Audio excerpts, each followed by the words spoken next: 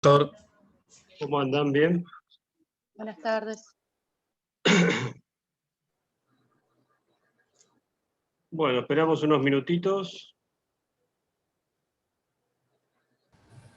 Buenas tardes.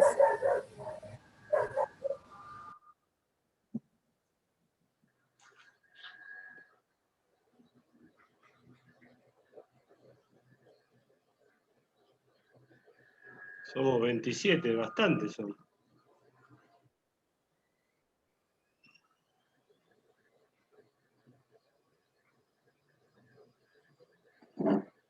Segundito.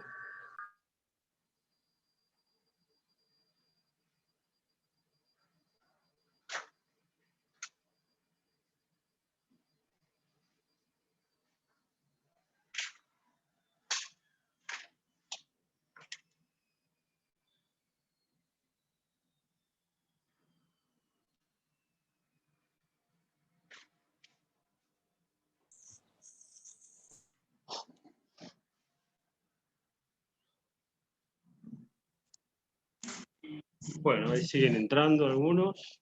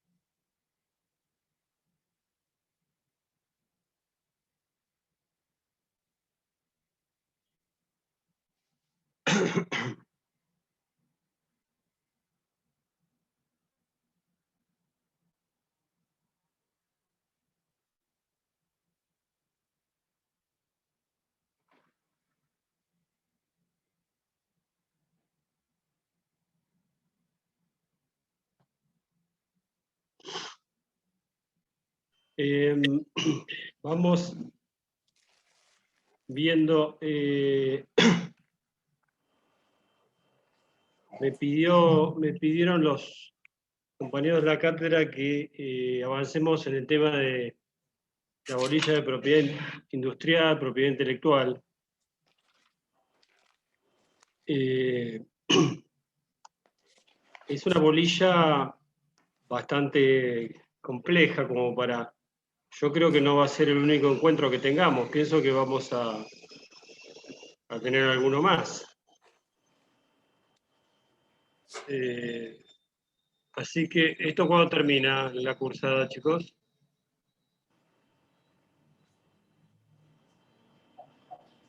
El 28 aproximadamente va a ser el examen, dijo Bordaico, el doctor Bordaico. ¿El Sí, 18? La fecha 28. parcial. Nos adelanta la fecha del parcial por pedido de Secretaría Académica, para que nos podamos inscribir en las correlativas. Bien. Bueno, sí, yo, por lo menos como para tratar de hablar hoy de, por ejemplo, de patentes y modelos de utilidad, y la próxima hablar de marcas y nombre comercial y bueno, tampoco mucho más que eso. Por lo menos tocaré los temas más gruesos a nivel, por ejemplo, marcas y patentes y marcas, por ejemplo. No tenemos muchas más posibilidades.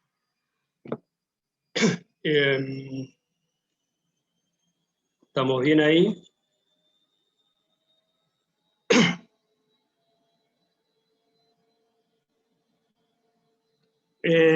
Bueno, vamos a empezar con patentes, con la ley de patentes, que es un poquito junto con la ley de marcas, lo que siempre tenemos como tema importante, ¿no? El conocimiento de los institutos básicos de patentes y de marcas.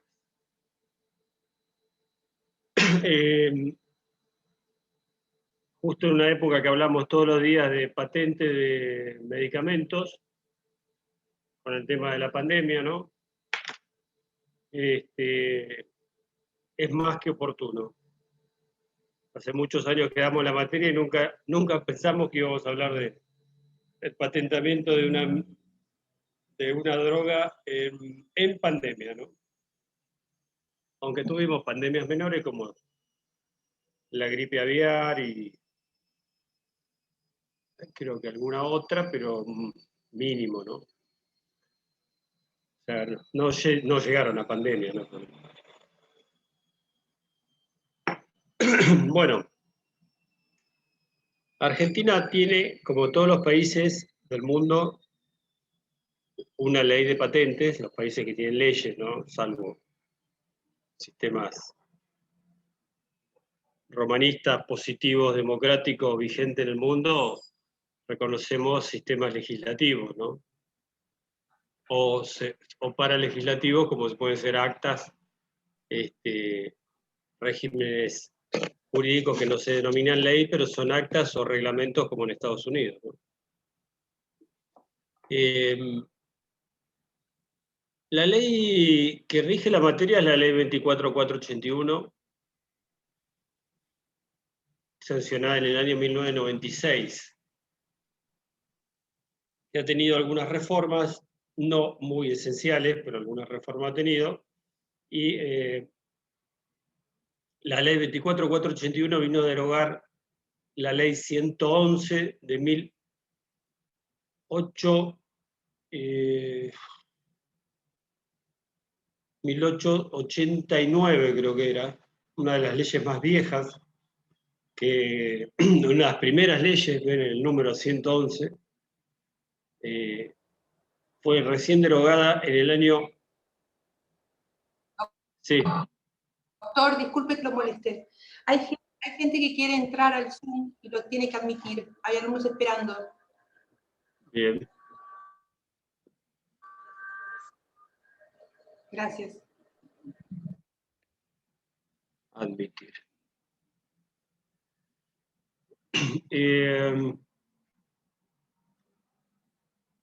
No fue casual que la ley de patentes haya durado tanto tiempo, ¿eh?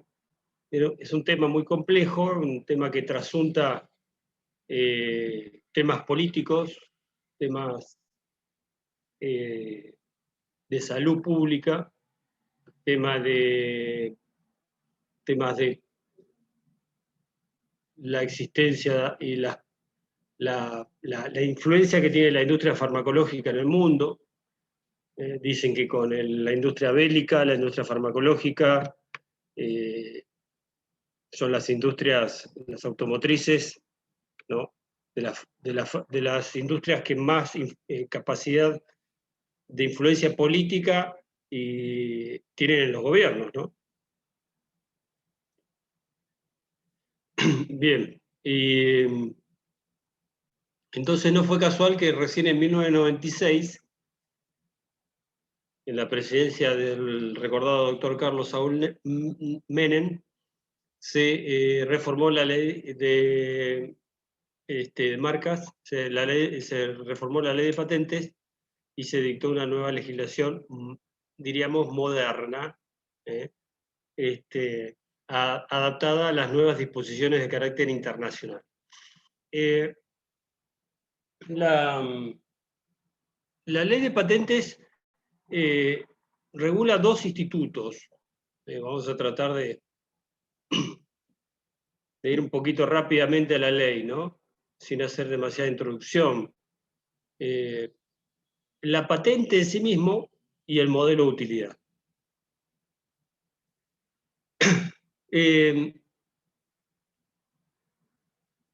La pequeña introducción que siempre me gusta hacer cuando hablamos de propiedad intelectual es que la bolilla o la temática de propiedad industrial, propiedad intelectual o derechos industriales, como uno quiera denominarlo, esta bolilla, es la relación jurídica que se tiene desde la creación de algo con el intelecto del hombre y el autor de esa creación.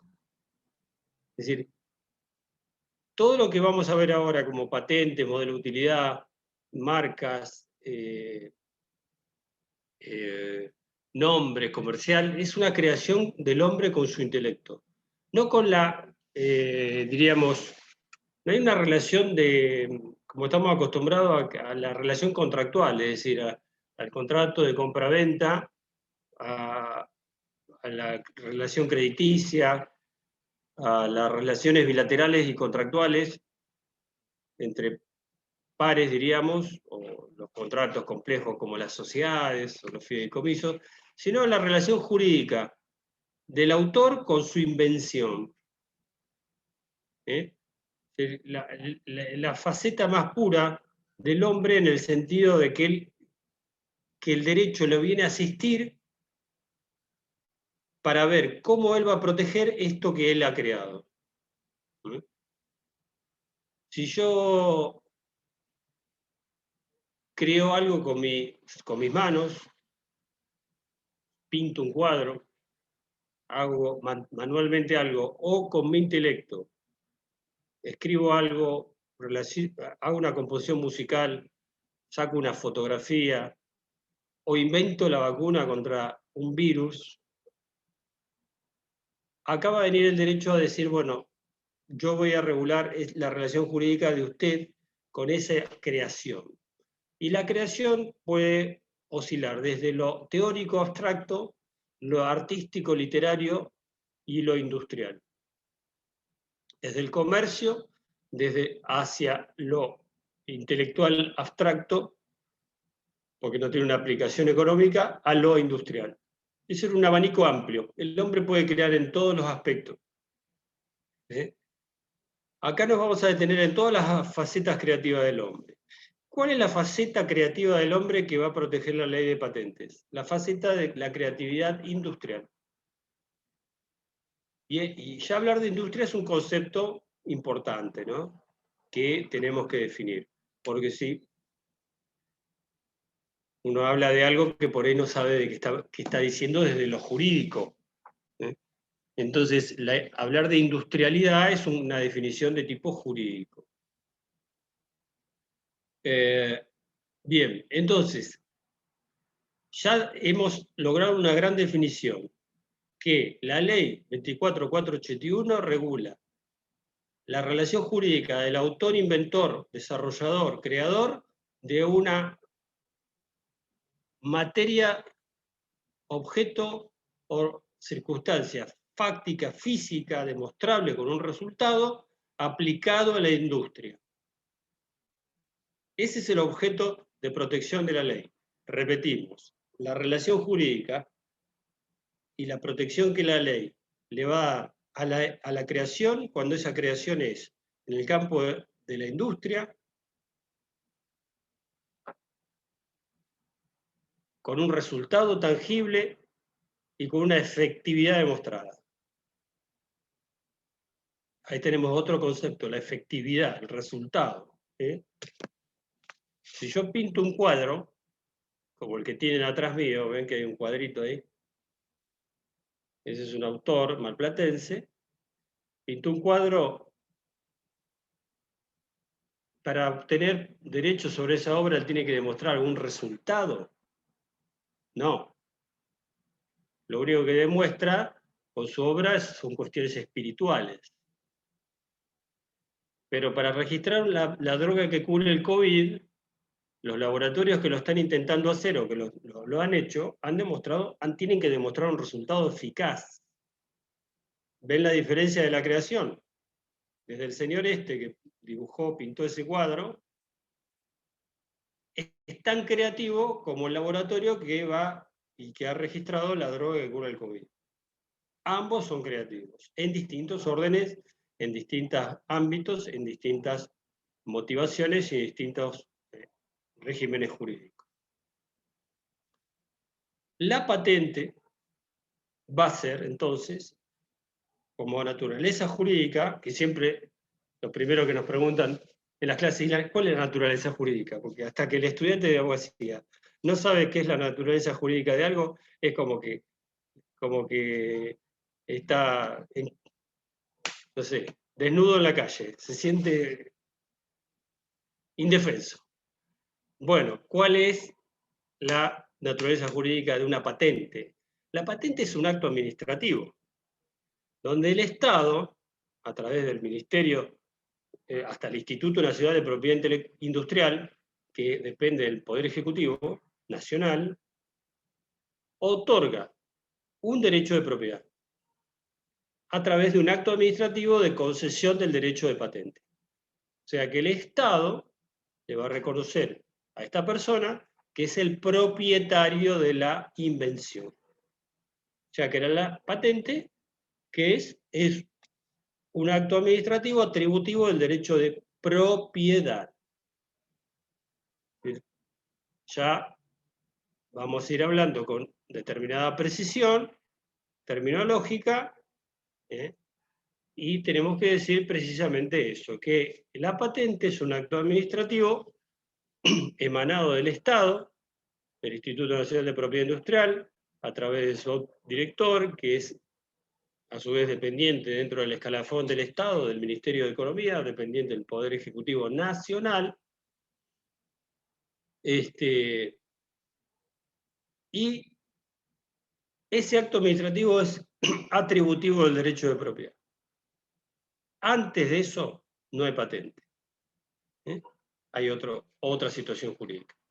Hasta que no obtenés la patente, no sos titular del derecho de propiedad, no tenés una patente, tenés una patente en trámite.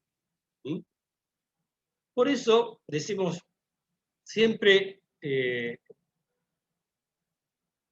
no tiene un amigo, un pariente, un vecino, un conocido, esos inventores locos, ¿no? Que dicen, bueno, inventó una máquina que hace tal cosa, o inventó una aplicación de software, o está...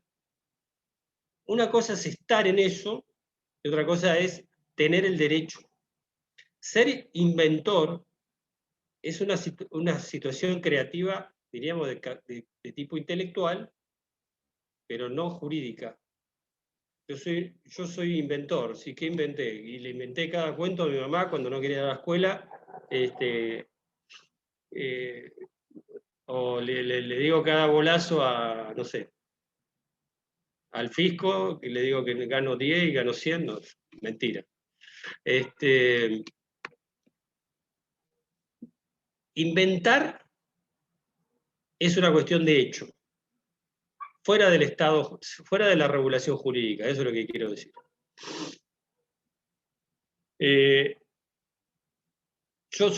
Todos hemos inventado algo. ¿Quién no? Algo inventó, algo desarrolló, alguna faz creativa hemos tenido. En alguna faceta, en la faceta artística, literaria, científica, siempre algo hemos creado. Eso está fuera de la organicidad del derecho hasta que intentamos obtener la protección jurídica a través de una patente. O si, por ejemplo, escribimos un libro y queremos obtener los derechos de autor hasta que depositamos la obra en la Oficina de Propiedad Intelectual para obtener el derecho de autor. Antes somos inventores, antes somos escritores, y en un determinado momento pasaremos a tener un derecho de patente o un derecho de propiedad intelectual, si cumplimos con el trámite y solicitamos la protección jurídica del derecho de propiedad.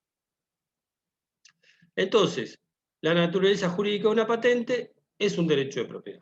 Es un acto administrativo atributivo de un derecho de propiedad. Un derecho de propiedad que, como la Constitución reconoce, el autor inventor gozará de una propiedad de su obra, sometida a la regulación que dicten las leyes que regulen la materia. Precisamente la ley 24.481 es la que regula la materia.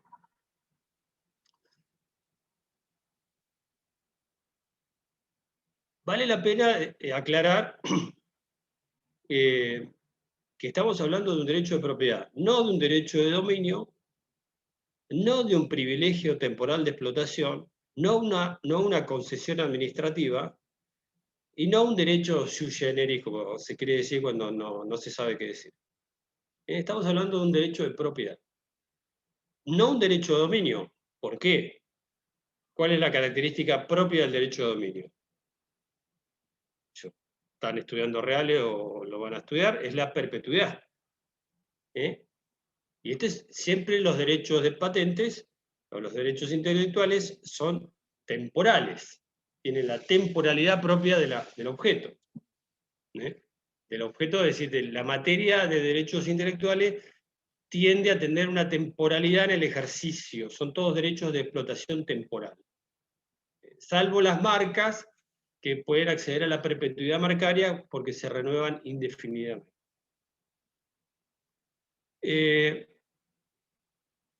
Es un privilegio, es un derecho de propiedad, no es un derecho de dominio. No es un privilegio temporal de explotación, porque eso sería como una especie de concesión administrativa que el Estado le da a un particular para que lo explote.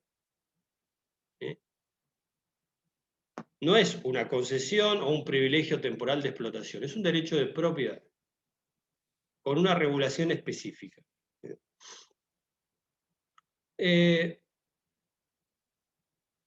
Diríamos, ustedes, con respecto al tiempo, ¿esto dura 40 minutos o cómo estamos? ¿O seguimos?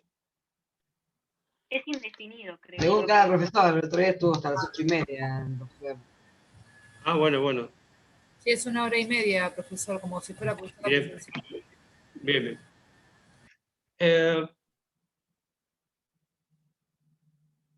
Entonces, vamos a un tema concreto. Bueno, no estuvimos hablando trivialidades, pero vamos a una pregunta esencial, que sería, ¿qué es lo patentable? ¿Qué puedo patentar? Siendo un inventor, ¿con qué puedo ir a la oficina de patentes, al Instituto Nacional de Propiedad Industrial, y solicitar una patente? ¿De qué cosas? ¿De qué objetos? Que sean de utilidad pública.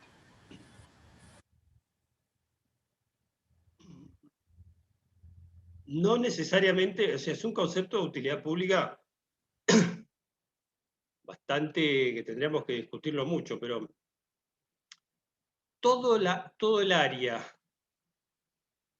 de lo que sea industrial es patentable.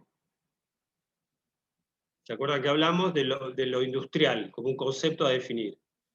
Todo lo que es industrial va a gozar de un derecho de patente. Tiene derecho a obtener una patente. Al decir todo, digo todo. La ley no tiene exclusiones. Argentina, ningún país del mundo, ninguno de los países de lo que hoy se denomina es la OMC, Organización Mundial de Comercio, o la OMPI, Organización Mundial de Propiedad Industrial, tienen exclusiones en su ley de patentes, ni las pueden tener, y todo lo que es materia industrial puede gozar de un derecho de patente. Y acá tenemos que sí definir lo que es industria. Industrial es todo aquello que utiliza energías para producir bienes o servicios. La definición de industria es una definición fuera del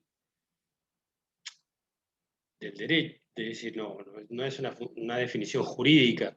La definición de industria es una definición desde la economía. Industrial es la utilización de energías. O sea, si uno piensa en lo industrial, piensa en la industria de la construcción, las fábricas de automotores, la industria química, petroquímica, electrónica. Pero no podemos hacer una casuística así. Si todo lo que el hombre utilice energías y las utilice, las encauce, las modifique para producir productos o servicios, es industria. Sin ningún tipo de exclusión. Siempre y cuando eso es decir, va adherido a otra serie de requisitos, ¿no? Pero todo lo que es utilización de energías es objeto de patentabilidad. Entonces no hay materia, diríamos, que no entre en este gran concepto de la industrialidad.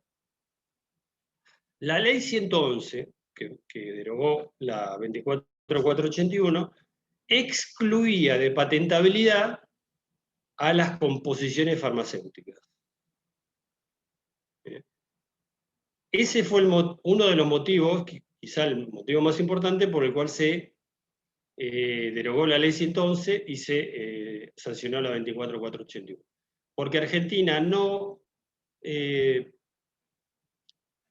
cumplía con los tratados internacionales que exigían que la industria farmacéutica obtenga patentes en todos los países del mundo. Y Argentina no lo cumplía nunca, no reconocía el patentamiento medicinal, no protegía el patentamiento medicinal, y los laboratorios podían duplicar, copiar y aprovecharse del conocimiento de otros, porque Argentina no reconocía las patentes a nivel local de las patentes extranjeras, ni de las patentes locales. Es decir, había como un bill de indemnidad y un campo libre para que todos se copien las patentes de otros, porque no había derecho de propiedad sobre composiciones farmacéuticas.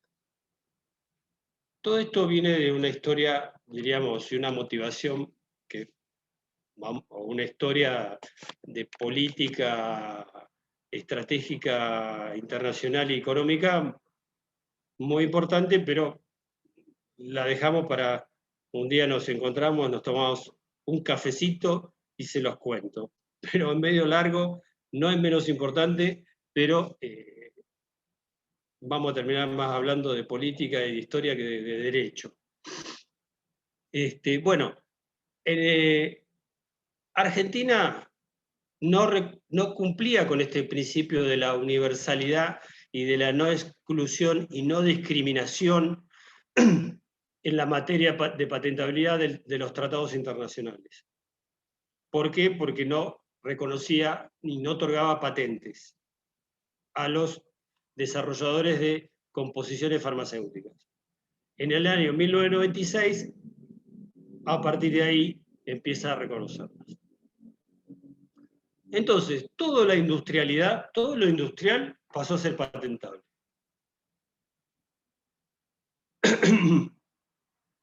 Lo electrónico, lo químico, lo mecánico,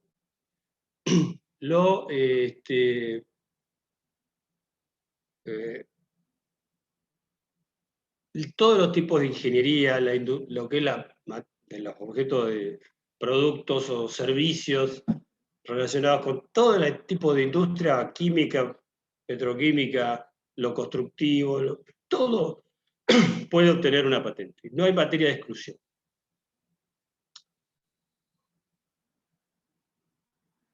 Es decir, que la patentabilidad es absoluta. ¿Cuál sería la materia que, si bien diríamos, podría ser industrial, no es patentable? Por ejemplo, las materias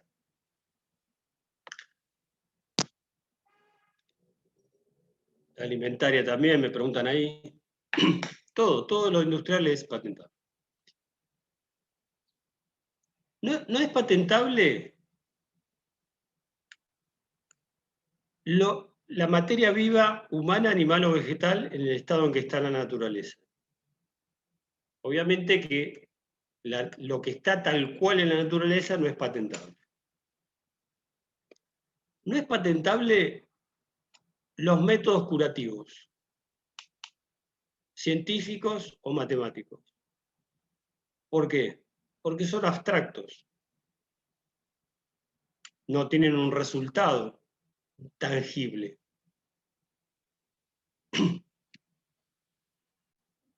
Bueno, el primer ejemplo que les dije, la materia viva. Yo Acá al lado mío hay un perrito que ustedes no lo pueden ver, pero acá hay un perrito. Yo el perrito este no lo puedo patentar. Pero sí podría patentar alguna secuencia genética de su composición, de su entidad física modificada.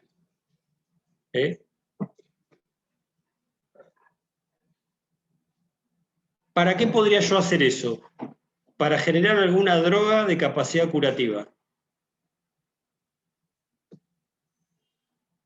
Un segundito, les pido, por favor.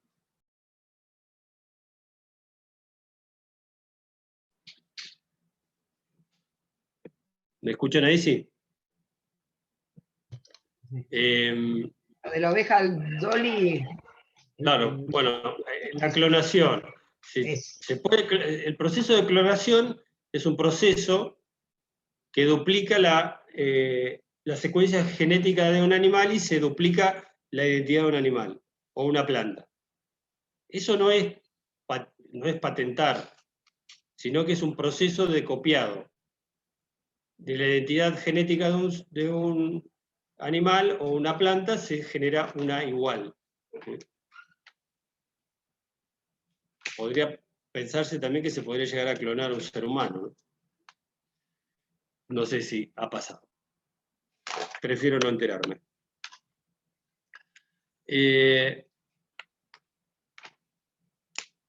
Lo que no puedo patentar, dice la ley, es la composición de la naturaleza en el estado que está. Sí puedo patentar si la secuencia genética la modifico. Y esto es muy importante en el tema de semillas, en el tema de drogas de capacidad curativa. Es decir, si yo de una semilla de girasol, de papa, de maíz o de trigo, lo que fuere, la modifico genéticamente para que sea más resistente a la helada, yo lo que voy a poder patentar y registrar esa semilla modificada genéticamente. No la semilla natural, sí la modificada. ¿A quién le va a interesar patentar una semilla natural? A nadie. Sí al laboratorio que la modificó para que esa semilla sea más resistente, por ejemplo, a una helada, o a una peste, o a alguna enfermedad que afecte a la planta. Entonces, no es patentable la materia que está en la naturaleza tal cual está en la naturaleza. Sí es patentable cuando modifico la secuencia genética.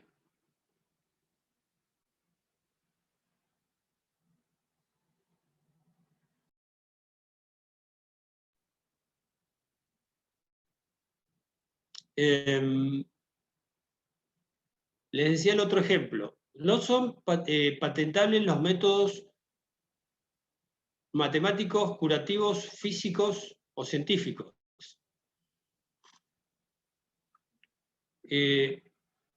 Los métodos en sí son absolutamente teóricos. No tienen un resultado industrial. Sí quizá tengan un resultado científico. Si yo siempre pongo el mismo ejemplo, pero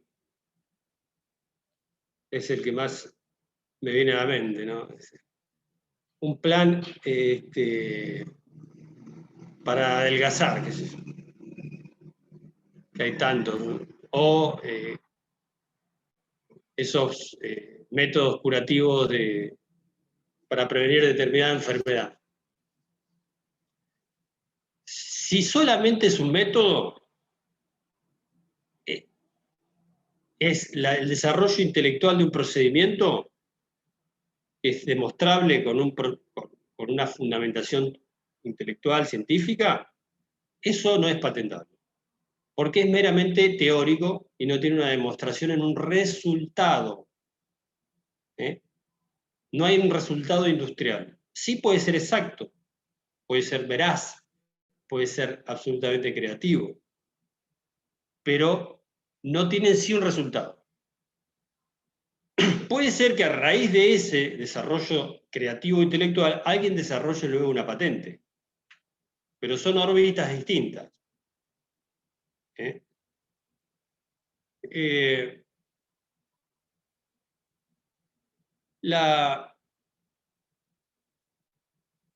Entonces, para que haya patente, aparte de industrialidad, tiene que haber resultado. Y el resultado es o un producto nuevo o un procedimiento más eficaz. La ley de patentes reconoce patentes para los productos y patentes para los procedimientos. Siempre con un resultado eficiente demostrable. La eficiencia del producto, por ejemplo, en el caso que estamos ahora del COVID, se logró, que fue el gran avance de la ciencia, en un año de la aparición del virus, un año y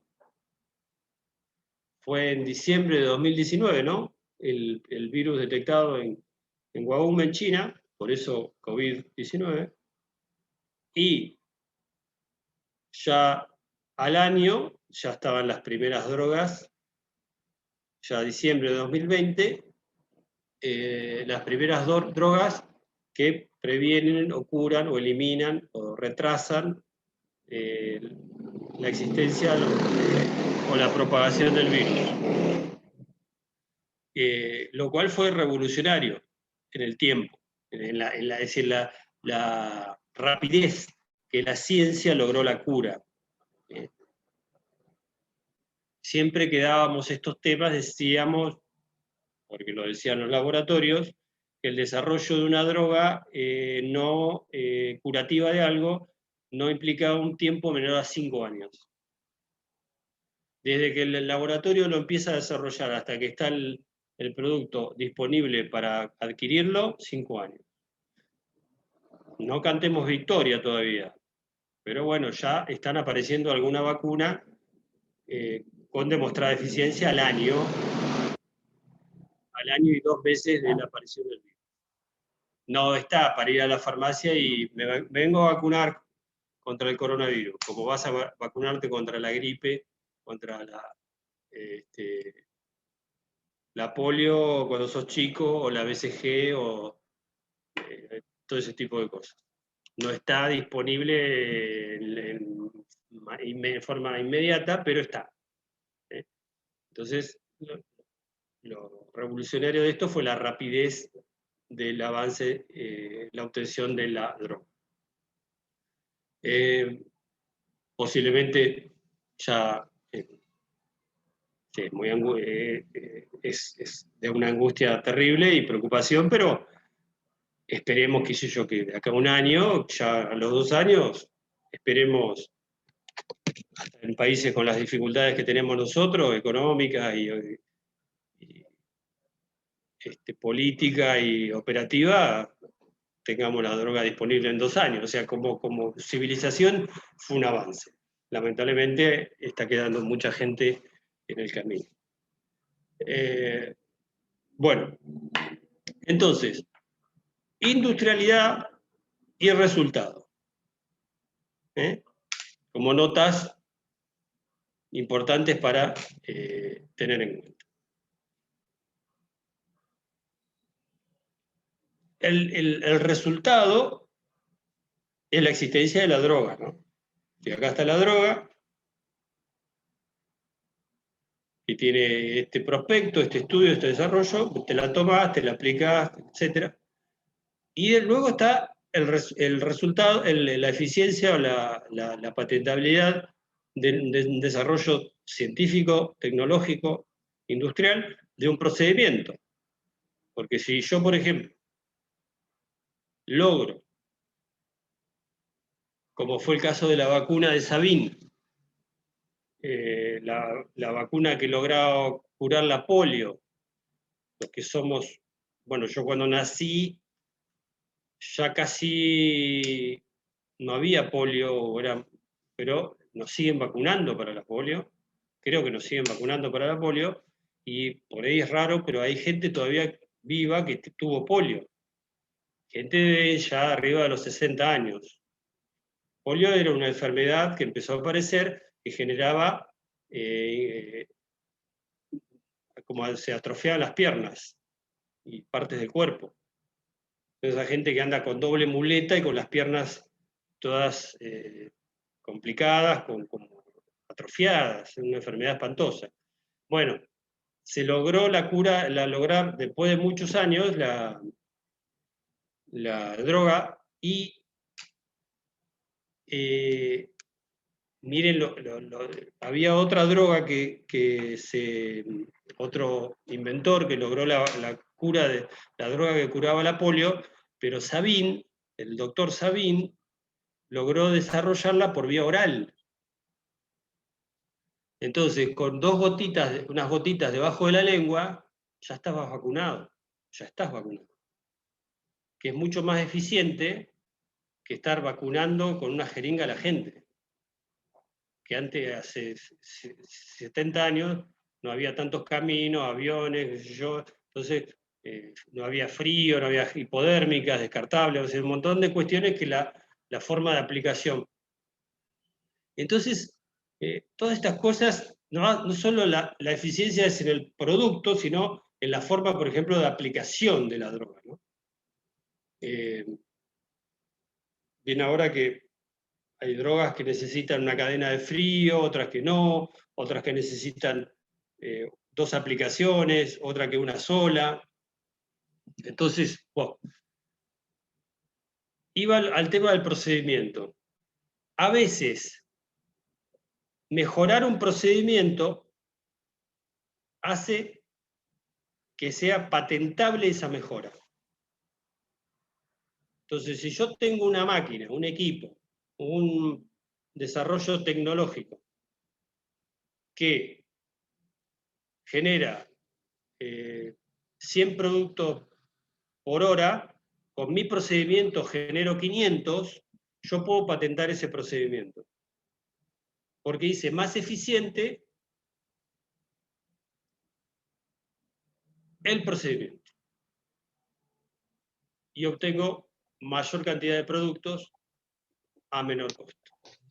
Pero si esa máquina la patentó alguien antes, ¿vos solamente patentás el procedimiento? ¿Este nuevo procedimiento? Sí, patentás el procedimiento. Ah, bien. Y obviamente va a cambiar la máquina, va a cambiar la línea de producción y va a cambiar muchos aspectos. Pero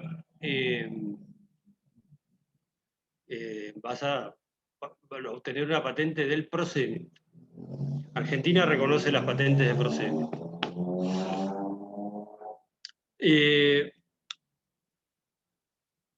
Y el tercer requisito de patentabilidad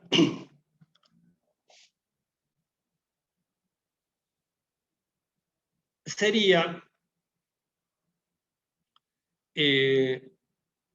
la existencia de mérito inventivo o superación del nivel tecnológico mundial.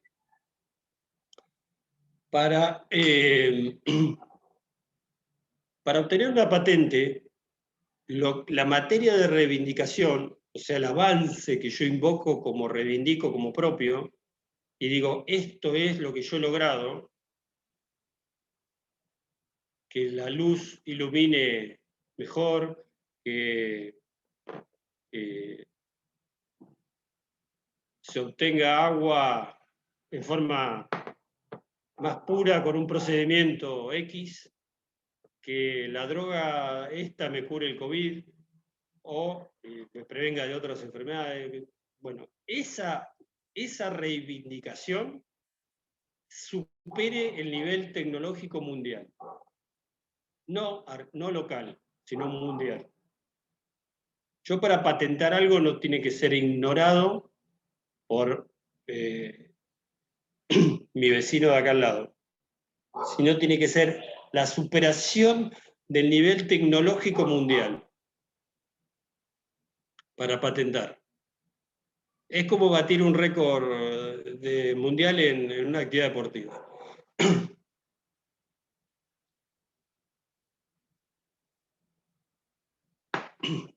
¿Cuánto es la mejor marca en 100 metros registrada en un corredor? 9 segundos y poco de no sé quién. Usain Bolt, no sé. No sé si lo tiene todavía.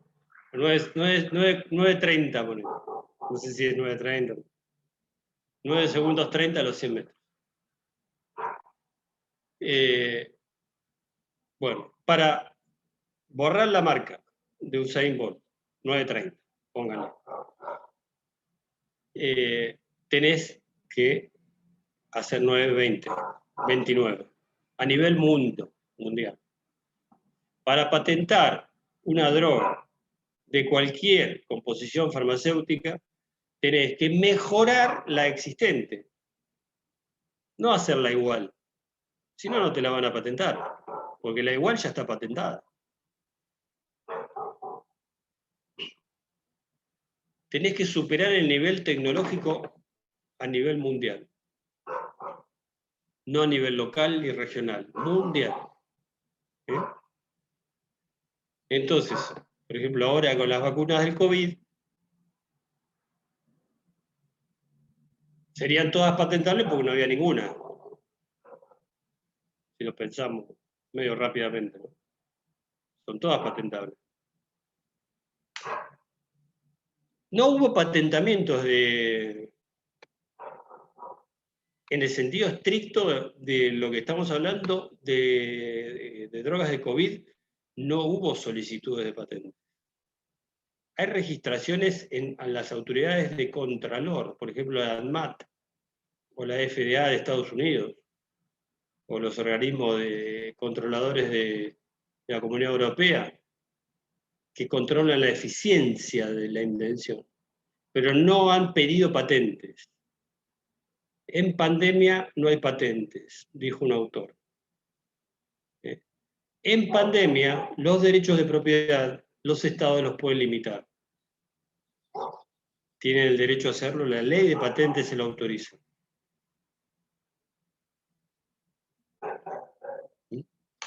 Entonces, tampoco quiere decir que los laboratorios lo regalen. Están ganando muchísimo dinero y es su veranito, como dicen, ¿no? Con esta droga. Hoy pidan lo que pidan. Estados Unidos, el año pasado, a mediados de año, le compró a Pfizer, le financió y le compró toda la producción durante un año. Por eso Pfizer está muy limitada en la capacidad de venta.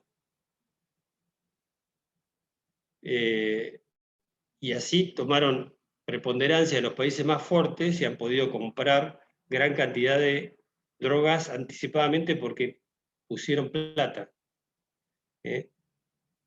Si los laboratorios no han venido a solicitar las patentes, los laboratorios salieron al mercado con los gobiernos y los gobiernos atrás de los laboratorios a rogarles que los pongan en su lista y les den drogas. Acá no pasa por la patentabilidad, sino por un tema de puja económica, y puja estratégica y política y económica. ¿Qué Estado va a acceder a las drogas? A la droga. En ese caso, profesor, cualquier otro laboratorio que agarre la receta original de Pfizer o del Sputnik, la puede copiar y patentarla primero, porque no la patentaron ellos. Mirá, hoy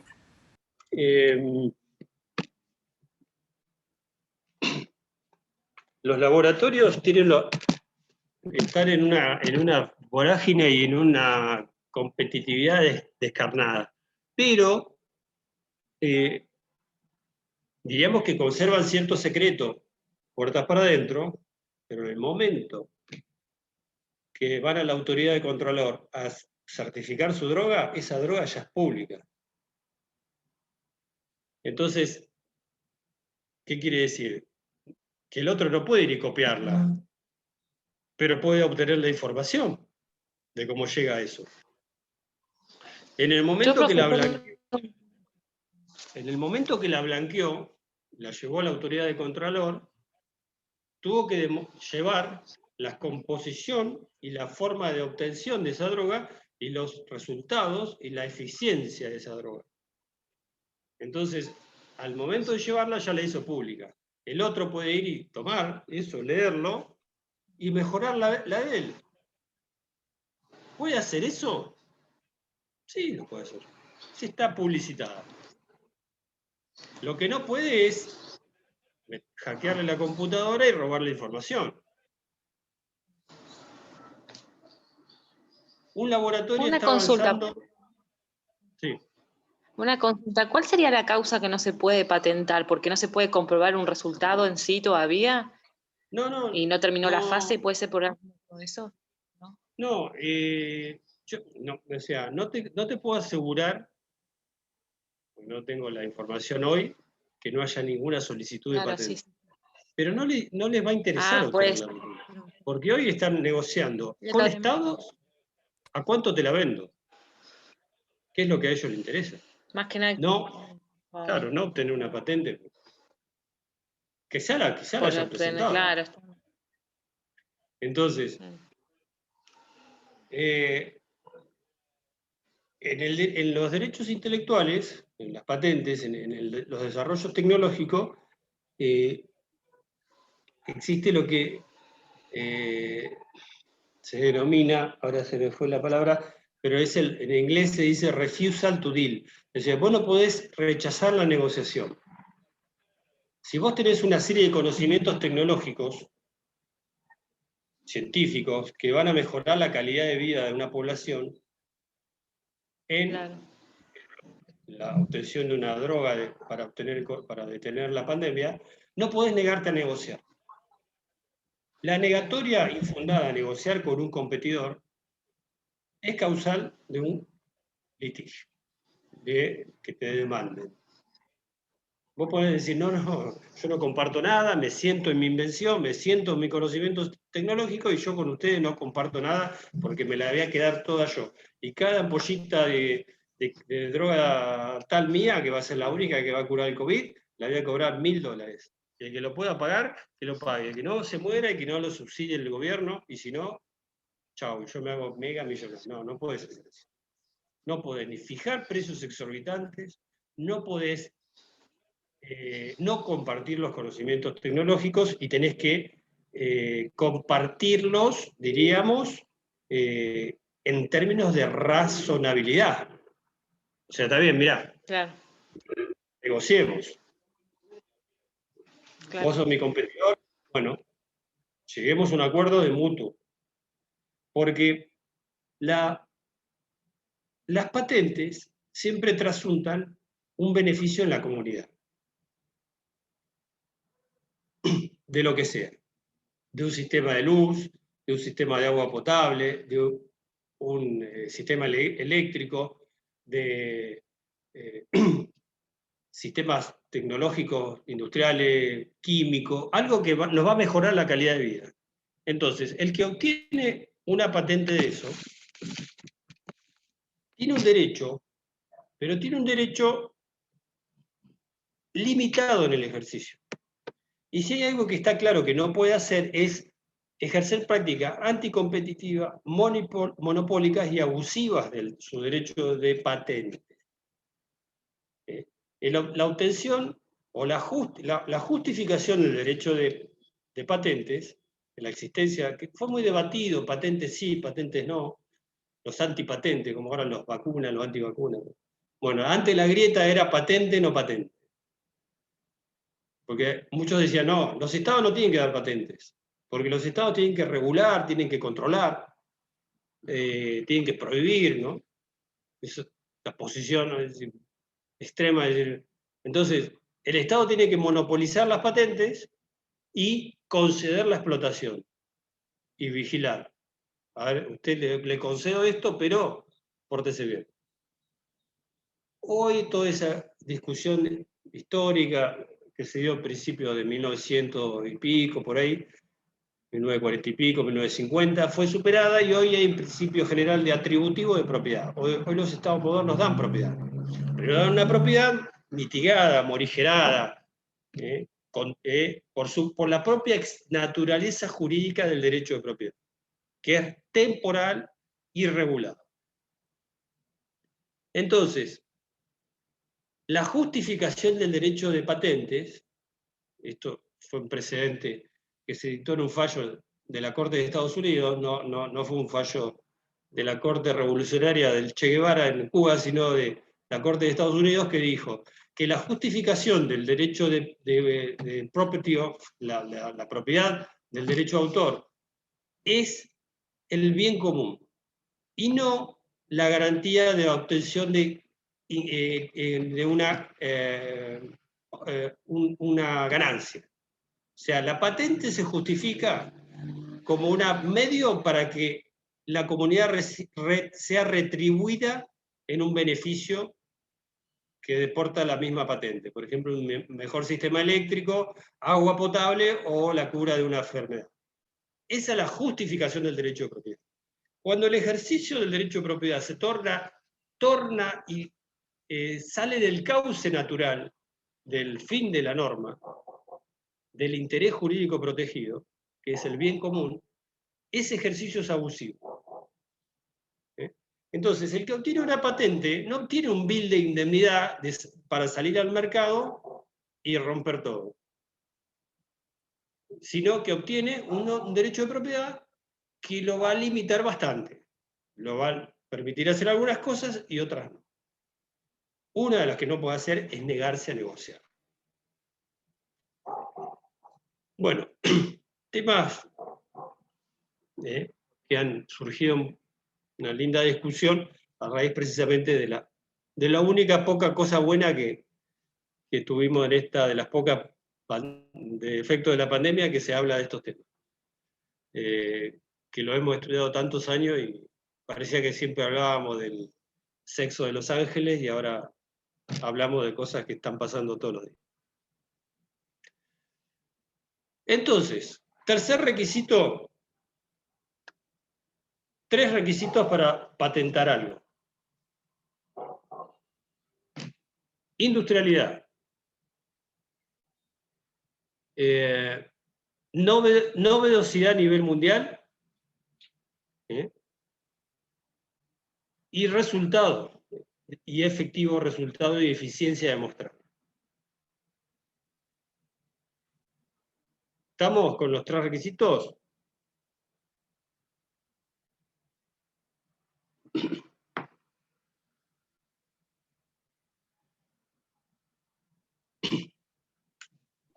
¿Podría repetir, profesor, el segundo, por favor? La industrialidad, la existencia de novedosidad a nivel mundial. Gracias. Y la existencia de un resultado o un procedimiento eficiente.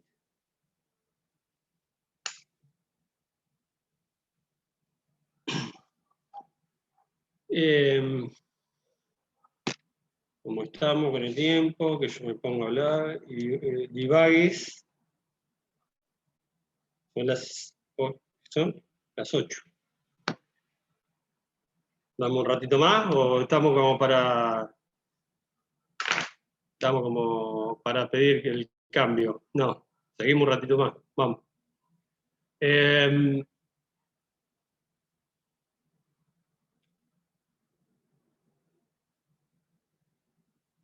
Que no es patentable lo vimos.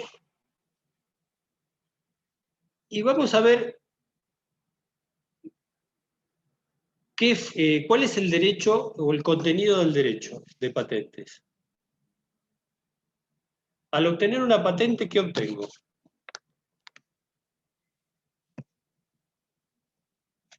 El contenido del derecho de patentes, que la misma pregunta nos vamos a hacer cuando hablemos de marcas, cuando hablemos de nombre, Cuando obtengo un nombre, ¿qué obtengo? Cuando obtengo una marca, ¿qué puedo hacer? ¿Cuál es el contenido de mi derecho? Ya sabemos cómo lo obtengo, ya sabemos qué objeto puedo ir a, cuál es el objeto de protección de la ley de patente. Ahora tenemos que saber que una vez que tengo ese título abajo de mi brazo, de patente número tal, de la clase tal, del producto tal o procedimiento tal, ¿qué puedo hacer con ello? Y cuando registro propiedad intelectual, ¿qué derechos tengo? Entonces, en propiedad, en patentes,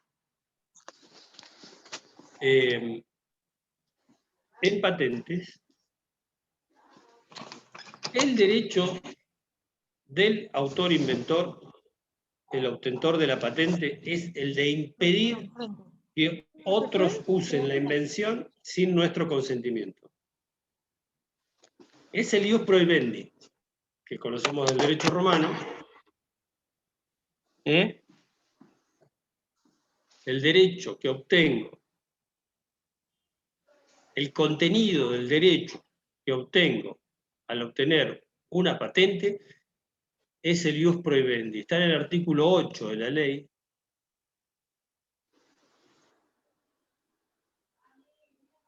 Me legitimo para iniciar acciones judiciales o administrativas que impidan la utilización de mi invención sin mi consentimiento.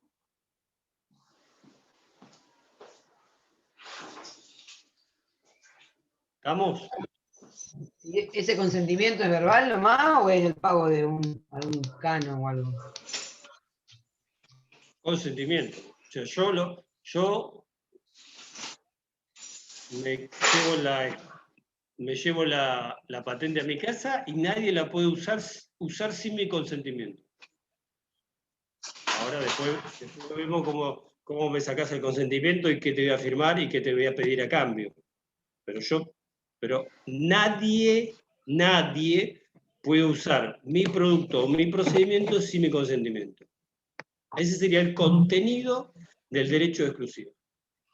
Derecho de exclusiva se le llama a el contenido del derecho de propiedad del titular de una patente.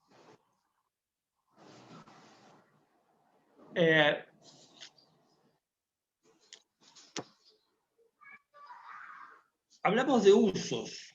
Y esta afirmación, si yo les pregunto, puede ser una pregunta, como decimos, capciosa o con doble sentido. Nadie puede usar una patente o el objeto de protección de una patente sin consentimiento del titular. Ustedes van a decir, no, nadie. No, precisamente esta tiene fuertísimas excepciones. Una es la que estamos hablando en este preciso momento del país y del mundo, una pandemia. Es decir, ningún laboratorio podría impedir que alguien use esa droga para curarse el COVID. Eso se denomina uso artesanal de la invención. Si yo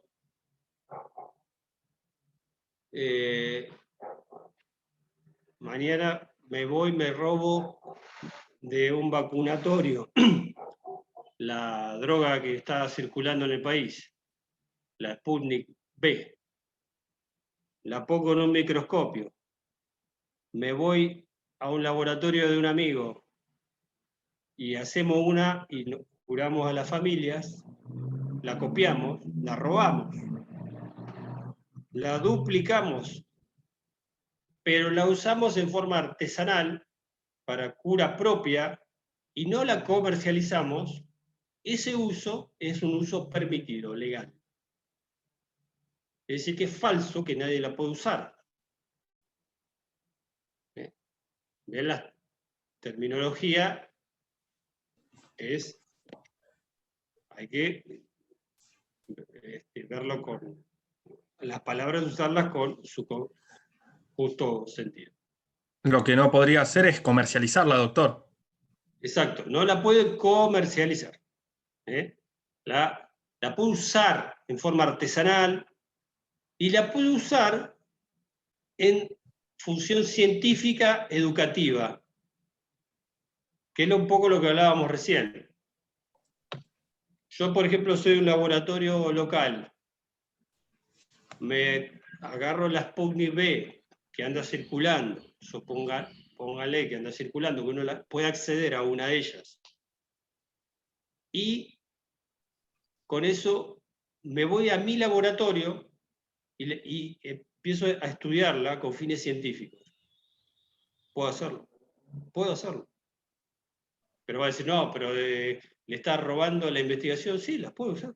La investigación no es de laboratorio, es decir, ellos, pero las ideas, como decía uno, las ideas no se patentan. Sí, de hecho la Sí. puede usar, la puede mejorar y después patentar. Claro, o sea, uno es eso, porque Galilea, no me acuerdo cómo se llama el laboratorio ruso, él es dueño de la patente, si hubiera patente de la Sputnik, pero no es dueño de las ideas. Y este es un tema importante. ¿Eh? La idea ya es desde el mundo, desde la humanidad.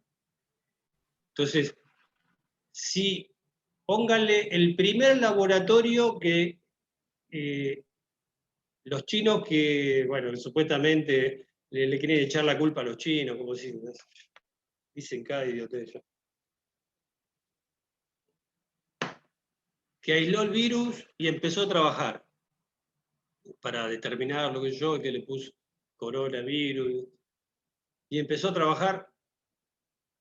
Ese laboratorio hubiera dicho, no, como yo fui el primero que lo detectó, que lo empezó a ver, a aislar, a eliminarlo, esa es mi idea y nadie me la puede copiar, entonces yo voy a ser el primero que lo haga la droga. No. Las ideas se universalizan, no son de nadie, son de todos, son compartibles. Lo que sí vos podés registrar o valorar y verificar la capacidad curativa de tu invención. Esa no te la pueden copiar y comercializar con otro nombre. Esa no te la pueden, pero no de la idea a la cual llegaste a esa. Un ejemplo tonto, pero siempre cuando hablamos de propiedad intelectual, las ideas no se registran. Se registran obras que portan ideas. ¿Cuál es un ejemplo más claro? Por ejemplo, hace 40 años alguien, 40 años, un señor que se llamaba Steven Spielberg hizo una película sobre los tiburones, sobre un tiburón en particular. Y hizo una película basada sobre un tiburón blanco que atacaba a la gente y se la comía. ¿Qué usó? ¿Qué idea usó? En realidad había un libro, que él tomó la idea del libro, le habrán pagado al autor del libro, que ahora no me acuerdo cómo se llama.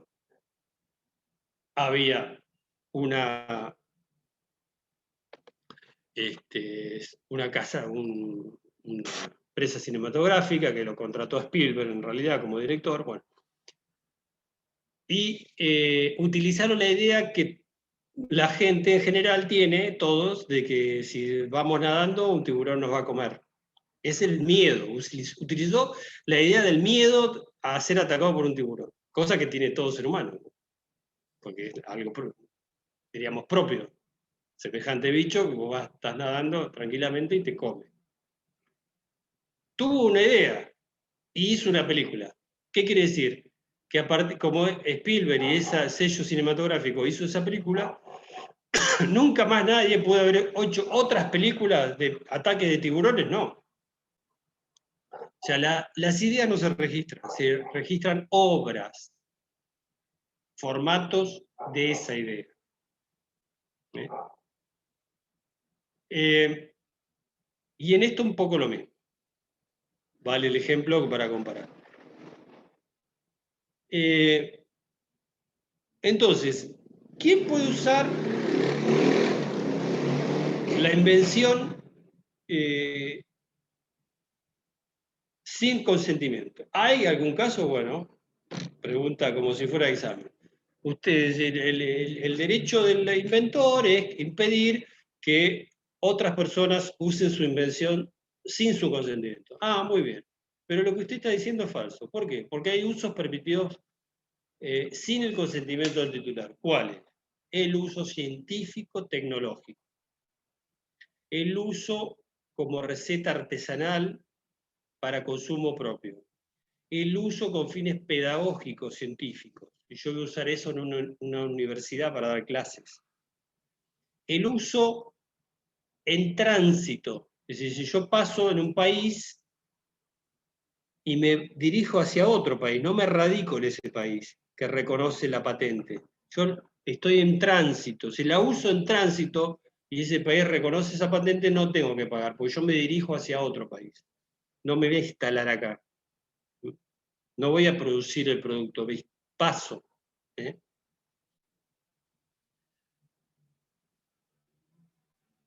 Es decir, los usos permitidos sin el consentimiento son límites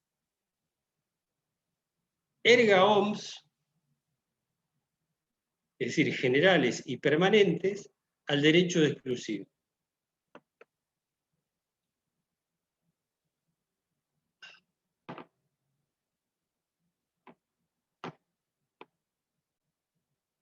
Bien.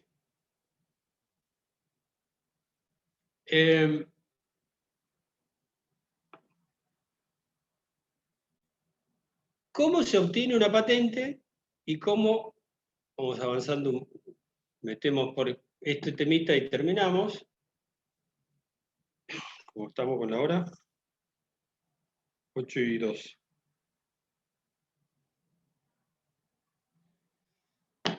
La patente, algo dijimos, se obtiene ante el Estado. Es decir, que para obtener una patente hay que hacer una solicitud y entrar en un proceso administrativo. El particular le reclama al Estado que le reconozca y le otorgue el derecho, que el Estado me reconozca como autor, inventor y desarrollador de este avance tecnológico científico y me dé un derecho de patentes. Entro en un proceso administrativo que va a durar un tiempo, años puede durar.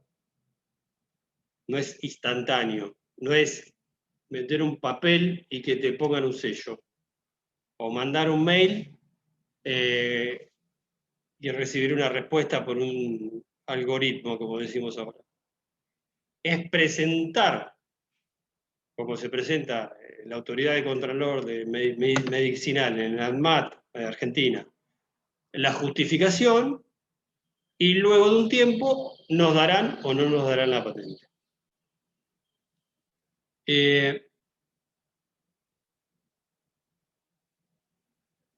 Una vez obtenida, adquiero el derecho. ¿Por qué? Y lo voy a obtener por un plazo. El plazo es de 20 años improrrogables, desde el día de la solicitud. Es decir, la temporalidad está fuertemente incorporada al derecho del titular de la patente, porque desde el día 1 que solicita ya le empieza a correr los 20 años. Y si duran 20, una patente nunca va a demorar menos de 2, 3, 4, 5 años, ya le van a quedar bastante menos. ¿Antes no la puede usar? Sí la puede usar, pero también la van a poder usar otros. Y él no va a poder impedir que lo use. Va a poder intentarlo, vamos a decir, pero difícilmente lo pueda lograr. Pero bueno, no me quiero meter en ese tema que es bastante complicado. No porque no lo sepa, no porque no los quiero complicar mucho a usted, lo sé. 20 años. ¿Qué pasa a los 20 años? Para después meternos, ya en la próxima clase, vamos a meternos un poquito más. La próxima clase. Gracias, Juan. Vamos a terminar patentes y empezaremos con marcas o algo así. Doctor, disculpe. Sí. O sea, la patente en trámite no implica que yo ya tenga mínimamente el derecho a tener el registro de la misma. No, lo único que tenés es una presunción de legitimidad para utilizarlo. Serías el único legitimado para el ejercicio del uso legal. Y podrías intentar una acción, pero no lo vas a lograr, intentar una acción para que el otro cese.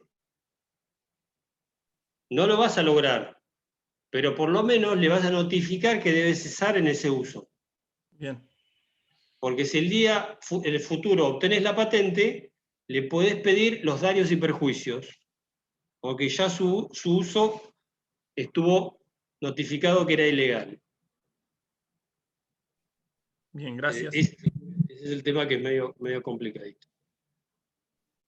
Bueno, ¿qué pasa a los 20 años? Se extingue el derecho. El derecho al objeto de reivindicación, al derecho de utilizar el producto o el procedimiento, comercializarlo, impedir que otros lo hagan, comercializarlo, negociarlo, exportarlo, importarlo, etcétera, se me extinguen. No tengo más patente. La invención pasa a dominio público. Cualquiera la puede utilizar.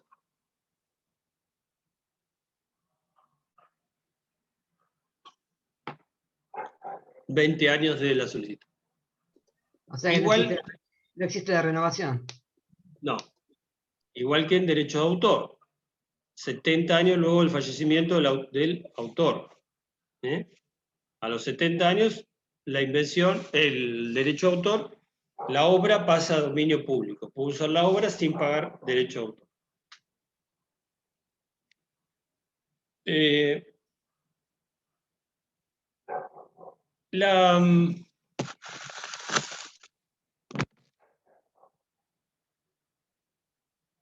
Bueno, si quieren, agregamos un temita más, que tengo que terminar y tengo que sacar el perro, que no espera, pobrecito.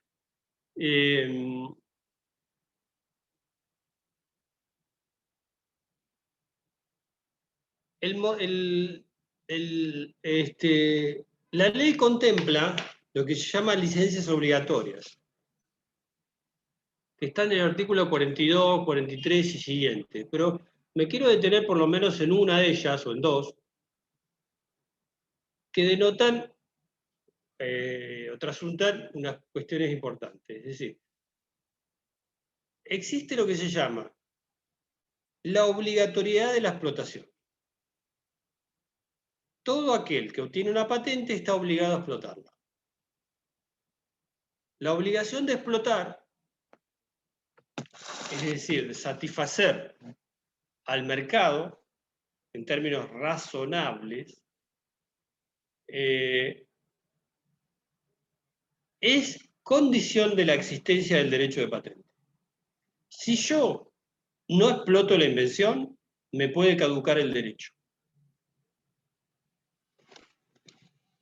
Repetimos, si yo no exploto la patente, no la utilizo por un plazo de 2 años, un tercero me puede pedir la caducidad de mi derecho.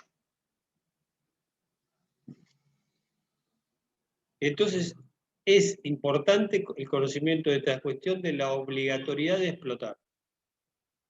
La invención debe ser explotada. Por eso, en el momento que la obtiene, el inventor le surge el gran problema de cómo explotarlo. Porque él quizá fue muy eficiente para lograr la invención, porque es un gran científico, o es un laboratorio con un montón de genios, obtienen la droga, pero ahora tienen que comercializarla para satisfacer las necesidades del mercado. ¿Y ahí qué hacen? No tienen ni una bicicleta para ir a... Como son generalmente los científicos que tienen un auto destartalado y muchos no hablan y no son muy comunicativos y no son hábiles para negociar. Pero están obligados a explotar. ¿Y cómo se resuelve esto?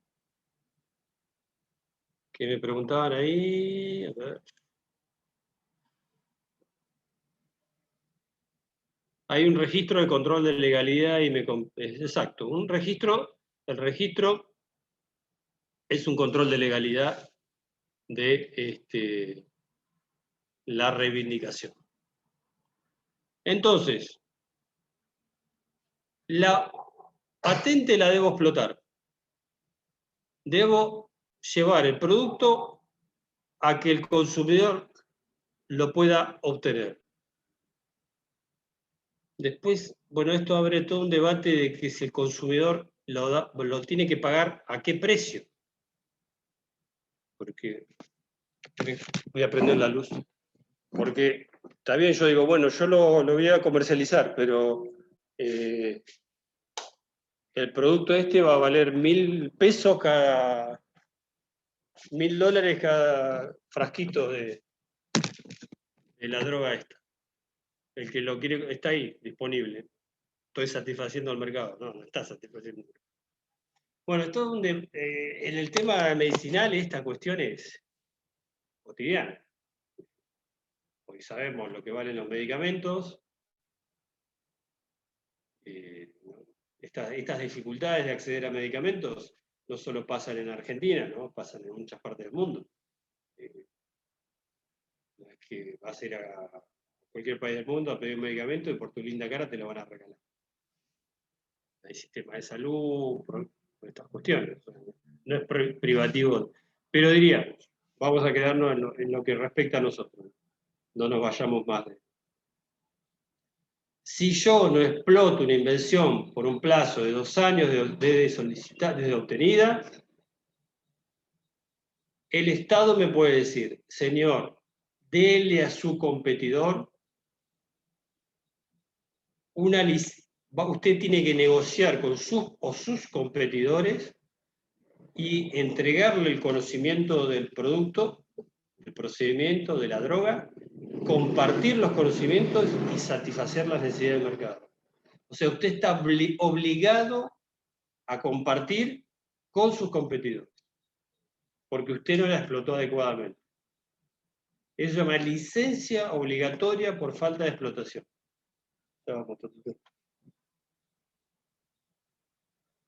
También hay licencia obligatoria por la existencia de pandemia.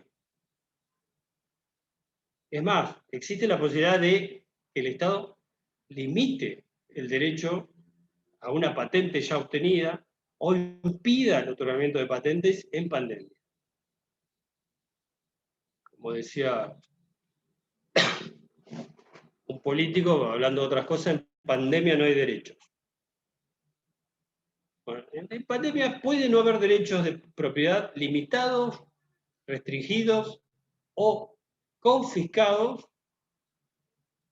en pandemia, por la justificación de la existencia de una pandemia.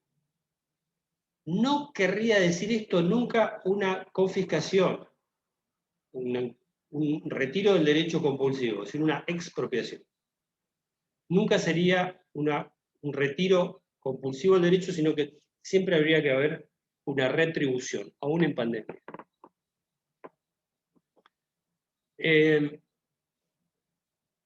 También existe lo que se denomina licencia obligatoria por abuso de posición dominante. Si yo tengo la patente de tal cosa y soy el único que la tiene, yo ejerzo un derecho legal monopólico. Toda una discusión, ¿no? Pero si bien la patente no me da el monopolio, me da el carácter de titularidad monopólica del producto. O sea, es un juego de palabras que quiero decir una cosa, pero en realidad no la digo. La patente no implica el monopolio de explotación exclusiva. Repetimos, la patente no implica el monopolio de explotación exclusiva, pero soy el único que la puede explotar. Entonces, ¿qué me está diciendo, doctor? Se vuelve loco. Lo digo como es. La patente no es el uso del monopólico exclusivo. No implica la titularidad del uso monopólico de la invención. Pero en la práctica soy el único que la puede ejercer. Lo que no puedo hacer es ejercerla de forma abusiva.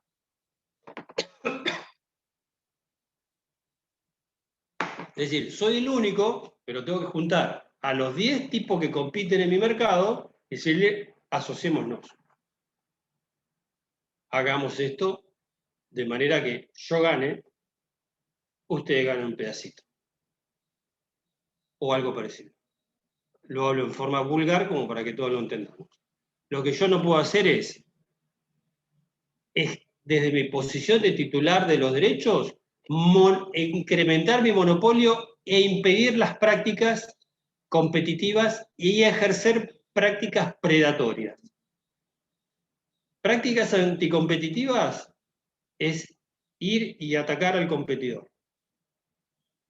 Y son predatorias, es decir, como el predador que quiere comerse a todos. Y ejercer prácticas monopólicas es, por ejemplo, fijar precios excesivos. No lo puedo hacer. O sea, tengo el arma, pero no la puedo usar. Más o menos. No tengo derecho a usar. Tengo la escopeta con cartucho, pero tengo que utilizarla para el bien común, no para... Bueno, yo creo que estamos como para reflexionar un poquito, ponernos a leer la ley de patentes, que suele ser milagroso. Si uno lee, estudia y aprueba. Es casi matemático. Pero requisitos de patentabilidad, materia patentable, materia no patentable, modo de obtención de una patente, modo de extinción de la patente, forma y modo de uso del derecho de patente, usos permitidos y licencias obligatorias. Avanzamos bastante, ¿eh? Tocamos bastantes temas. Ahí tienen un esquemita de los temas que tocamos. Analícenlo, piénsenlo, repásenlo. Le voy a pedir al doctor Ariel Martínez Bordesco, que estaba organizando la cursada, por ahí que me ponga el lunes que viene, al mismo lugar y hora, quizás no lugar, porque generalmente los lunes no estoy acá, estoy en otro lugar, pero en la misma hora, el mismo método de Zoom. Y vamos a terminar con patente y vamos a agarrar algún otro tema. Bueno, chicos, chicas, chiques, como dicen ahora. ¿Alguna duda? Gracias, profesor. Bueno, gracias a ustedes. Gracias, doctor. Gracias. Gracias. Gracias. Gracias, buenas noches. Buenas noches. Gracias. Buenas noches.